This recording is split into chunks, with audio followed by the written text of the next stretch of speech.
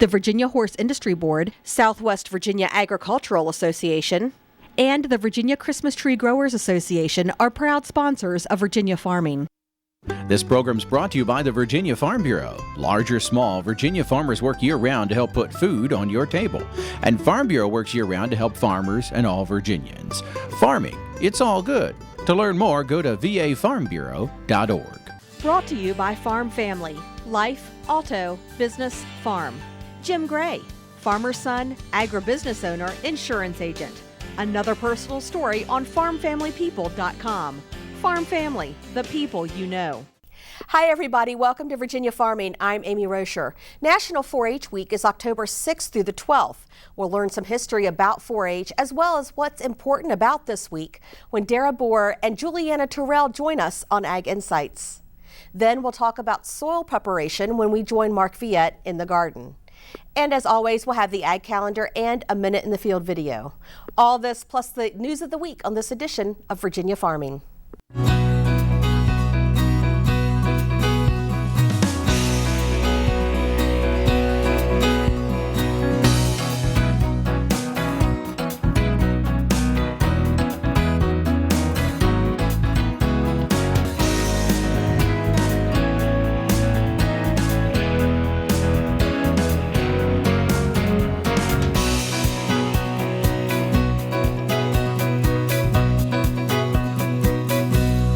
VDACS announced funding for 19 agriculture-related projects that will promote and enhance competitiveness of Virginia's specialty crops. The projects resulted from the competitive grant process established by VDACS for the USDA Agricultural Marketing Service Specialty Crop Block Grant Funds. Now, crops such as tomatoes, wine grapes, Christmas trees, fruit, cider, chickpeas, fresh greens, strawberries, and even Brussels sprouts will all strive to benefit from these grant awards. Other grants focus on food safety, reducing soil and nutrient loss, providing fresh local produce to schools and restaurants, connecting rural producers with urban buyers, and more. Grants ranged from $9,000 to $30,000 per organization. VDACS Commissioner Matt Lohr said these grants represent nearly a $500,000 investment in Virginia's economy that will boost economic development and create agribusiness jobs in the state. Well, after a cooler than normal summer in many places, a warmer than normal autumn could be shaping up. The USDA's Bob Ellison has more. Many people look forward to a normal fall season with cooling temperatures as a break from the summer heat. But U.S. Department of Agriculture meteorologist Brad Rippey says this year's cooler summer could turn into a warm autumn. I really don't think normal is in our vocabulary for this fall after what's happened this summer. There's going to be, I think, more weather extremes, including the hot weather we've been seeing, a warm autumn on tap for parts of the country, most likely across the northern plains and parts of the interior northwest. I think we can expect to see some pretty chilly conditions from time to time, particularly in the northeastern United States. Rippey says one advantage of a warmer than normal fall is that crops maturing later because of the cooler summer could avoid freeze damage. As we head at least to mid-September, there is no sign of any freeze in the near future. The normal first freeze dates in the far upper Midwest, typically late September, and in the far southeastern Corn Belt and the vicinity of the Ohio Valley, normal freeze dates are mid-October. So at this point, there's nothing to indicate that we'd have a spectacularly early freeze that could cause harm to crops. But a drier than normal autumn could cause the drought to spread back into areas that saw relief this summer. Certainly without autumn rainfall, we could see further drought expansion back into the Midwest, areas that were so hard hit in 2012. Of course, we still have approximately half of the country in drought at this point, a lot of that stretching from the Pacific coast to the high plains. Finally, Rippey says the Atlantic hurricane season, which ends November 30th, could drastically change the fall forecast. Because of the unpredictability of any individual hurricane or tropical storm, you still have to consider the possibility that a well-placed or poorly placed hurricane or tropical storm could bring flooding or drought relief, depending on the placement of that system. In Washington, D.C., for the U.S. Department of Agriculture, I'm Bob Ellison. Thank you, Bob. Well, raw milk is up for debate again in Wisconsin. A proposed bill will allow the sale of unpasteurized milk and has bipartisan support in the legislature. Independent farmers and consumers favor raw milk because of its health benefits, but medical professionals and some dairy producers argue that it's a hazard to public health and could harm the $2.6 billion dairy industry in Wisconsin. A raw milk bill in 2010 cleared the Wisconsin state legislature, but former Governor Jim Doyle vetoed it because of public health concern and the reputation of the dairy industry. Current Governor Scott Walker said he's open to the idea of raw milk legislation, but he would want support from the public health professionals and those in the dairy industry. Currently, 8 of the nation's top 10 dairy producing states, including California, allow raw milk to be sold. So what does the beef industry need to do to remain competitive in the consumer marketplace? Neville Spear, an animal scientist at Western Kentucky University, shares his thoughts in this segment from Certified Angus Beef and the American Angus Association. Cindy Campbell reports. No one can predict the future, but animal scientist Neville Spear says there are some certainties as the beef industry looks ahead. Other proteins will keep getting cheaper. To compete, beef must be better. I think there's lots of varied opinions about what the industry will look like 10 years from now, but increasingly we have to continue to hit that target, do it more efficiently with more precision so that we are more price competitive versus pork and poultry. But it's not all about price, it's about value, Spear says. Quality takes us to an increasingly competitive product, and we know that beef will never be able to compete with pork and poultry on a price per pound issue, which just underscores the reason why we have to hit the consumer target in terms of quality and consistency every single time. As producers use all available genetic and management tools to make rapid improvement, could there be a downside? One of the concerns that we have in our business is as price gets higher, does beef get relegated to a luxury item? And so what do we do with that? Well, ultimately what we want to do is not worry about whether it's a luxury item and then separate that from a commodity beef product. Actually, what we want to do is create even more high quality beef so that we can saturate the market, still garner the money, create demand for producers, but then make it more available. Spear estimates USDA prime and premium brands already add about $3 billion annually to the beef marketplace, or roughly $100 per head. I'm Cindy Campbell. Thanks, Cindy. The Government Accountability Office recently released a report saying that the Agriculture Department's plan to change poultry inspection procedures was based on incomplete and outdated data. The new rules proposed by the Agriculture Department would allow workers at plants to examine the birds on the processing line themselves instead of having agency inspectors do it as they do now. The new plan would allow the inspectors to spend more time evaluating the plant's bacteria testing and other safety programs instead of line inspection. The Agriculture Department is in the process of publishing the final policies, but the GAO raised some questions about protecting food safety. Advocacy groups are also concerned about worker and food safety. According to the Agriculture Department, the GAO report did not take into account the fact that the new plan had been evaluated by a group of independent experts who found that the plan would improve food safety. The poultry industry is in favor of the changes, but the agency's own inspectors have expressed concern. Well, a Virginia farmer has developed a breed of goats that's stealing the hearts of the nation. Lonnie Furbank has the story. Miniature silky fainting goats are nosing their way into the hearts of goat farmers across the country. They're drawn to them for their beauty. And this unique breed started right here in Virginia at Renee Orr's farm in Culpeper. I started breeding goats like in 1993. I started out with Nigerian dwarfs. Then, when Orr was introduced to long-haired fainting goats, she decided to combine the two and develop a breed of her own. This breed is all about the look, and it's about a long, silky coat. It's a single coat, it's flat, and it's straight, and when you touch it, it feels like silk.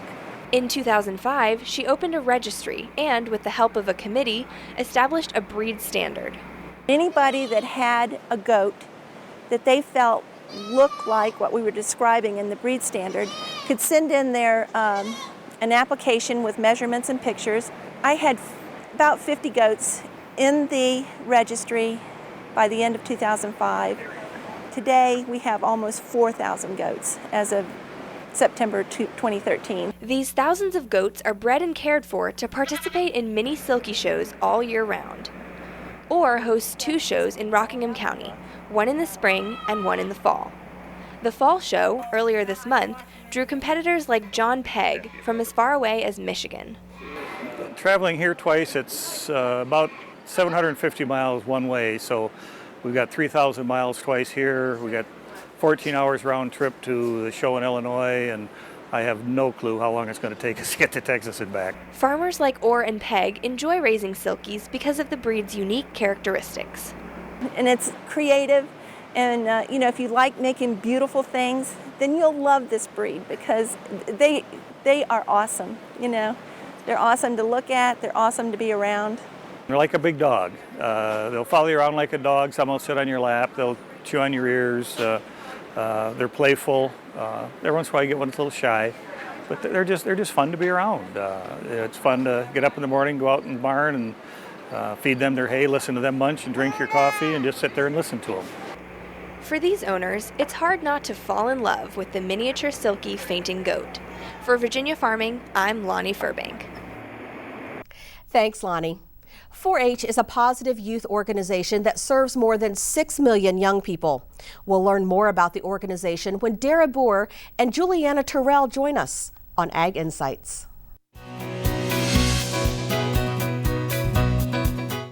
National 4-H Week is October 6th through the 12th, and today we're talking to 4-H Development Agent Dara Booher and 4-H'er Giulianna Terrell. Ladies, welcome to Virginia Farming. Thank you for having us. Well, we're glad you're here. So, Dara, let's start with you. Tell us, first of all, what is 4-H? 4-H is an involuntary educational program. It's an organization that covers the country, and it's all about creating opportunities for the youth in a fun educational setting.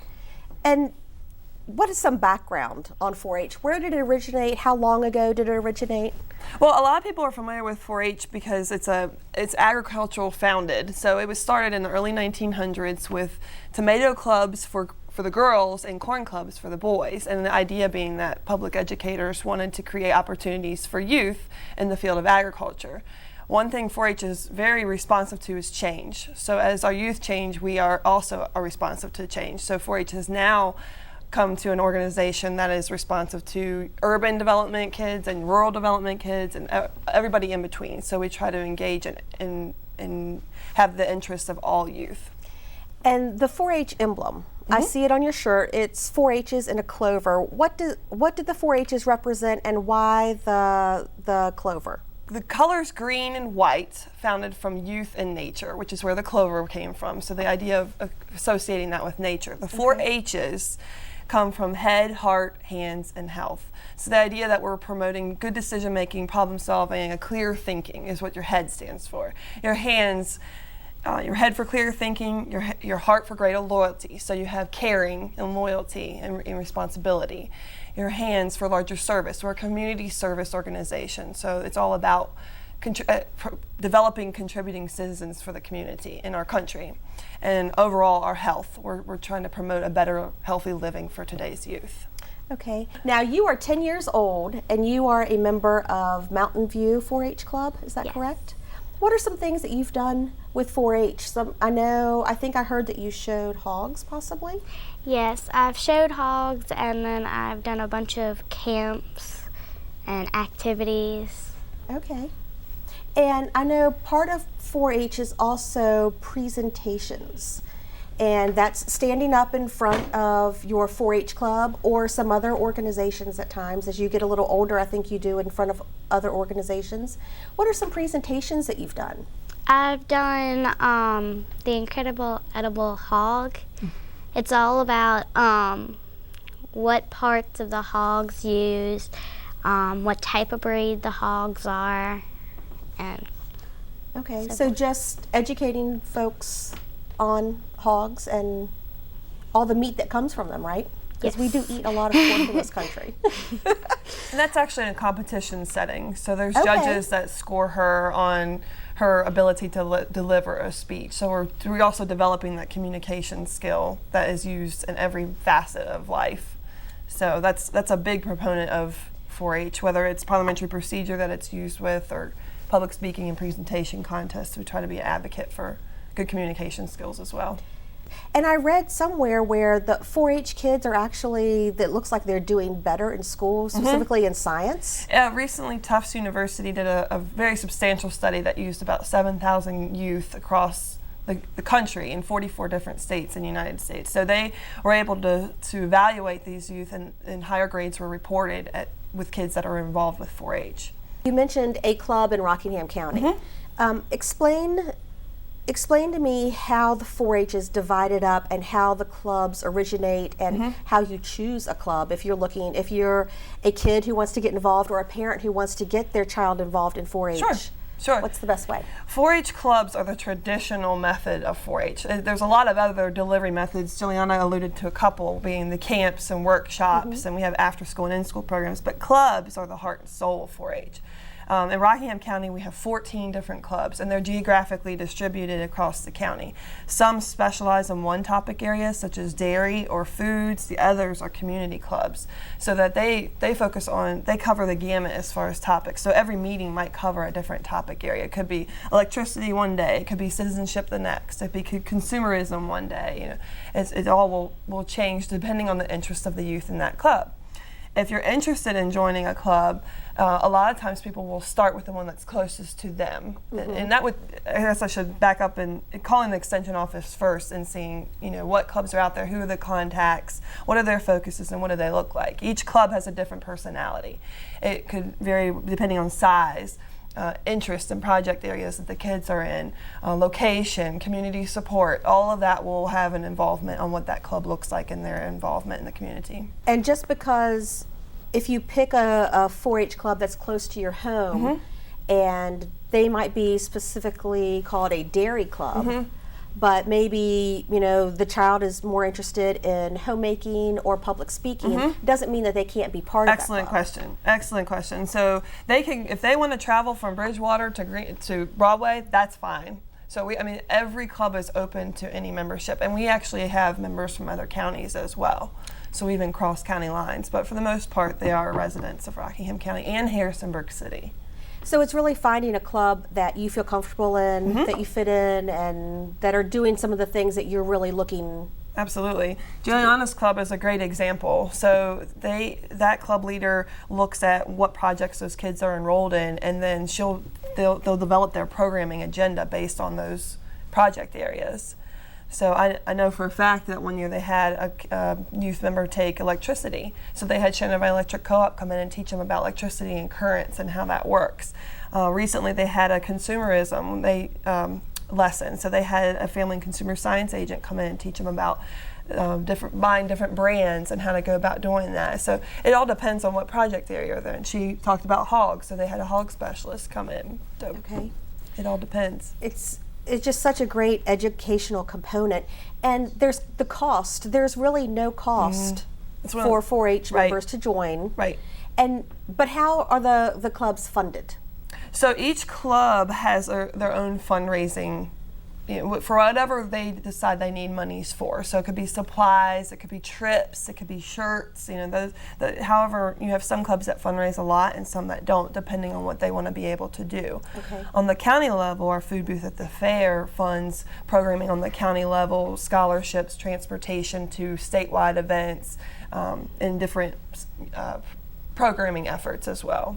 Giulianna, I wanted to hear a little bit about 4-H camp, because everyone says it's so much fun, and you've been. So I'd like to hear your personal experience about 4-H camp. What did you do? What did you learn? Well, I did horseback riding and then some hunting lessons and a bunch of other stuff. And it's really fun, depending on what you want. They usually will have it because they have a whole bunch of options. that you can choose from. Okay. And where is the camp? Usually in one place, or are they different locations? I think it's only in one place. And where did you go? Smith's Mountain Lake. Do you enjoy being in 4-H? Yes. Would you recommend it to your friends? Yeah. Great. So Dara, next week, October 6th through the 12th is National 4-H Week, and really, it's really just about explaining the program, getting the program name out there, but this is also a high time for enrollment. Yep. This is the start of our 4-H year. While National 4-H Week starts next week, it's more for awareness and promotion of the 4-H program. But children can enroll in the program anytime throughout the year. Well, ladies, thank you so much for being here today. Really good information, and I really hope our viewers take it to heart and go out there and join 4-H or get their kids involved in 4-H, because it really is a great opportunity. Thank you for having us. We'll be right back. It may not happen overnight, but preparing your soil will help create the perfect environment for your vegetables, shrubs, trees, really any plantings to flourish. With tips, here's Mark Viette. When plants die in your garden, what do we all do? We blame ourselves. I have to tell you, it's not your fault if plants die in the garden. What I find is many of us are dealing with imperfect soils, heavy wet soils, clay soils, or soils that have been compacted by bulldozers, heavy equipment, to the density that's harder or thicker than concrete. And so our plants don't thrive. But there are a lot of things that we can do to improve our soils. If you have poor soils, within 3 years, you can have a perfect environment that will help your plants grow year after year after year. Have you ever heard a $10 hole for a $2 plant?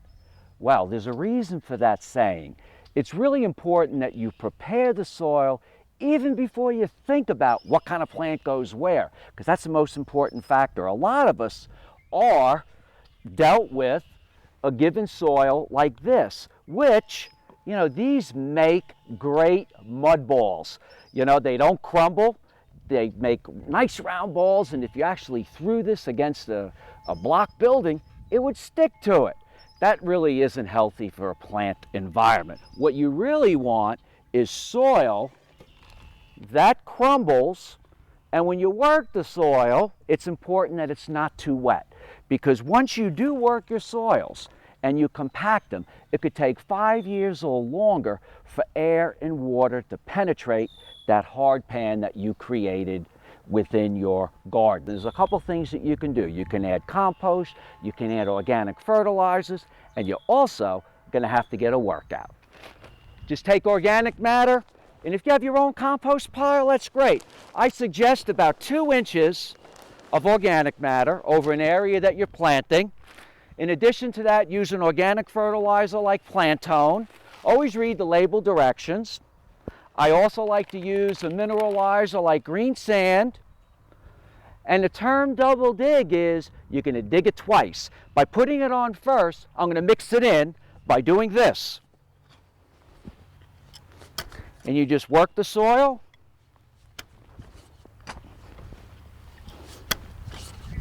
Two times. Then you're going to go deeper. And you can see some of that clay coming up. Once you're done, you're ready to plant and enjoy your flowers, trees, shrubs, and vegetables for many years to come. I'm Mark Viette. Join me next time in the garden.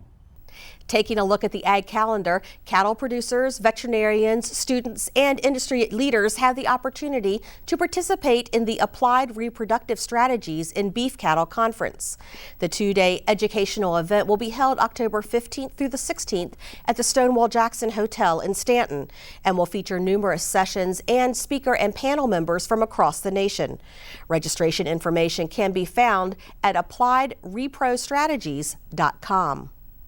And the 41st annual Chincoteague Oyster Festival will be held on October 12th at Tom's Cove Park. This all-you-can-eat event features oysters prepared numerous ways, plus clam chowder, steamed crabs, and more. For tickets and more information, visit chincoteaguechamber.com. Well, that does it for our show. Thanks for watching and have a great week. I'm Amy Rocher for Virginia Farming.